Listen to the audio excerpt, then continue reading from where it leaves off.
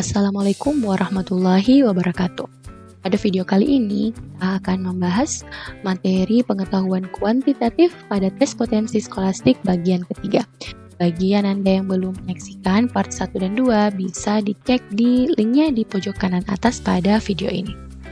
Nah, baiklah, kita mulai ke nomor pertama. Suatu bejana berbentuk silinder berisi air seperempatnya. Jika ditambah air 5 liter lagi, bejana ini menjadi seperduanya. Kapasitas bejana tersebut adalah... Nah, ketika kita mendapatkan soal seperti ini, kita diminta untuk membuat dulu model matematikanya. Nah, bagaimana caranya? Jadi ini suatu bejana berbentuk silinder berisi air seperempatnya. Berarti seperempat, kita misalkan dulu bahwa kapasitas penuh bejana itu adalah X liter misalnya.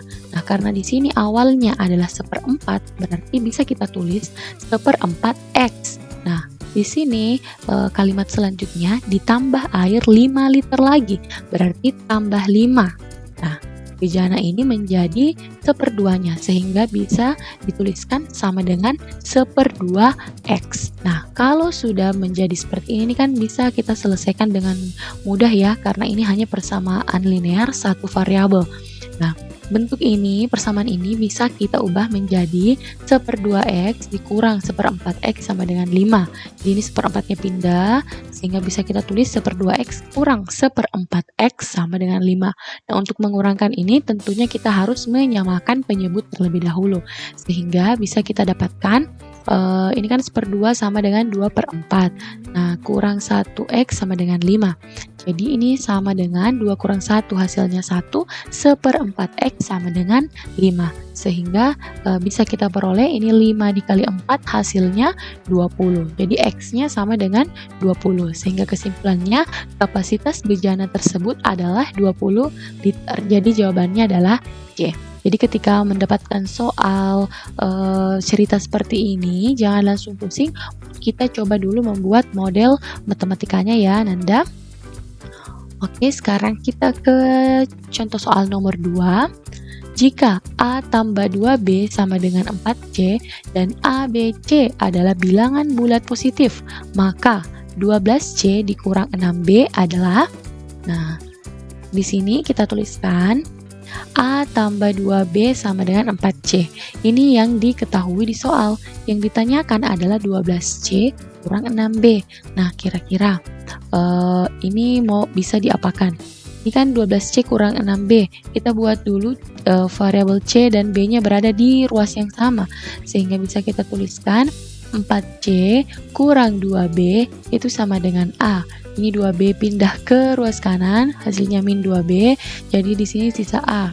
A sama dengan 4C kurang 2B. Atau bisa kita tuliskan 4C kurang 2B sama dengan A. Yang ditanyakan adalah 12C kurang 6B. 4C ke 12C itu kan hasil kali 3-nya ya. Jadi masing-masing suku yang ada di sini kita kali dengan 3. Masing-masing ruas dikali dengan 3 sehingga kita dapatkan 4C kurang 2B sama dengan A dikali 3. 4C kali 3 hasilnya 12C, min 2B kali 3 hasilnya min 6B, A kali 3 hasilnya 3A. Sehingga kita dapatkan 12C dikurang 6B itu sama dengan 3A. Jawabannya adalah A. Udah bukan? Sekarang kita ke contoh soal nomor 3. Hasil dari seperempat ditambah 11/44 ditambah 111/444 tambah dan seterusnya sampai di sini satunya ada 8 dan 4-nya juga ada 8. Ini hasilnya berapa? Kita tentunya tidak mungkin harus menyamakan penyebutnya di sini ya, karena itu akan lebih menyulitkan. Tapi kita bisa menyederhanakan bentuknya. Di seperempat 11/44 ini sama-sama dibagi 11.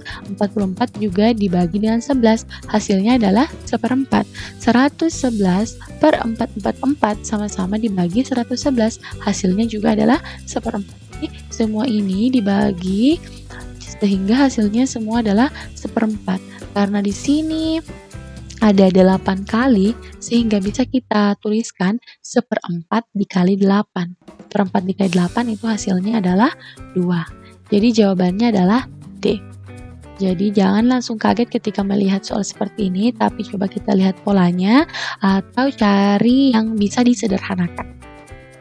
Oke, sekarang kita ke contoh soal nomor 4. Barisan 1, 2, Y merupakan barisan geometri.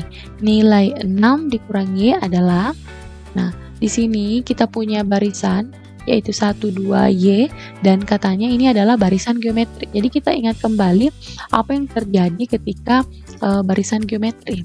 Nah, pada barisan geometri itu kan berlaku rasio ya. Jadi rasio itu rumusnya U2 per U1 itu sama dengan U3 per U2. U2 artinya suku kedua, di sini yaitu 2, U1-nya adalah 1, dan U3-nya adalah Y. Kita substitusi masuk sehingga kita dapatkan 2 per 1 sama dengan Y per 2. Ini sehingga bisa kita dapatkan Y sama dengan 0. Nah, karena di sini pertanyaannya adalah 6 kurang Y, sehingga bisa kita dapatkan 6 kurang Y sama dengan 6 dikurang 4 sama dengan 2. Sehingga jawabannya adalah A. Gimana Nanda? Bisa dipahami?